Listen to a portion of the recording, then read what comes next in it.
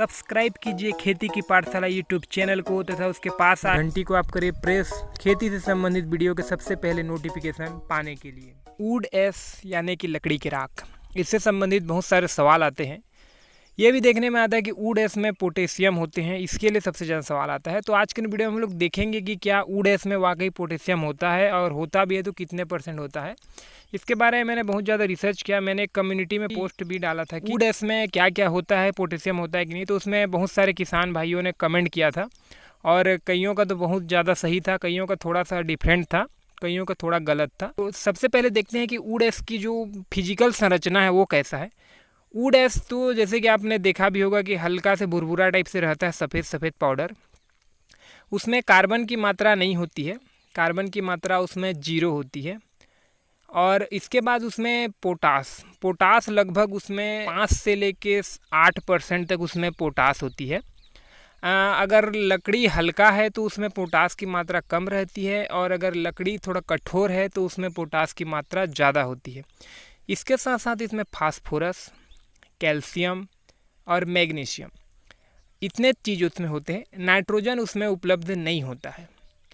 इसके बाद मैं अगर इसके पीएच की बात करूं तो ये हाई पीएच होता है। हाई पीएच कहने का मतलब इसका पीएच 10 से लेके 12 तक होता है।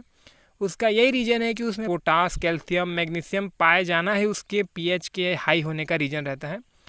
तो अगर आपके मिट्टी का पीएच ऑलरेडी हाई है तो भाई बिल्कुल आप इसको अवॉइड करिए। तो फिर देखते हैं कि इसमें हम लोग इसको कैसे यूज़ करें।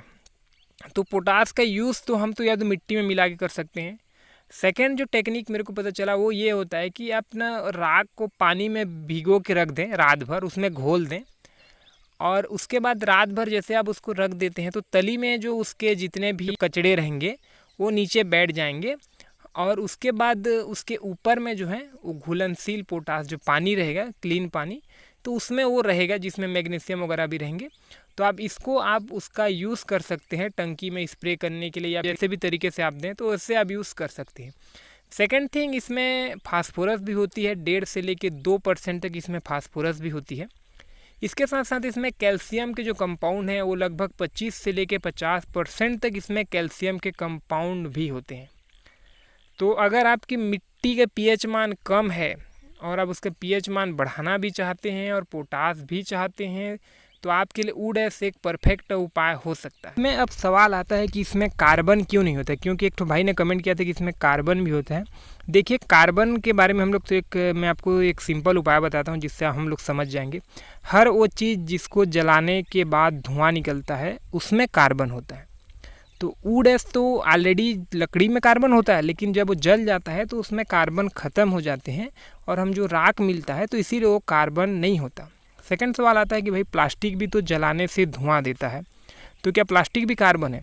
जी हाँ, प्लास्टिक भी कार्बन है, लेकिन वो कार्बन को ना केमिकल प्रक्रिया के द्वारा ऐसे उसको बना दिया जाता है जो मिट्टी में न घुले और वो अपने कार्बन की जो मात्रा है उसको न छोड़े। तो इसीलिए प्लास्टिक जो है हमारे लिए नुकसानदायक होता है, लेकिन वो भी बना होता है कार्बन से। ये तो हो गया वुड एश के बारे में। इसके बाद सवाल आता है कि क्या हम लोग इसका पोटास के बदले यूज़ कर सकते हैं क्या?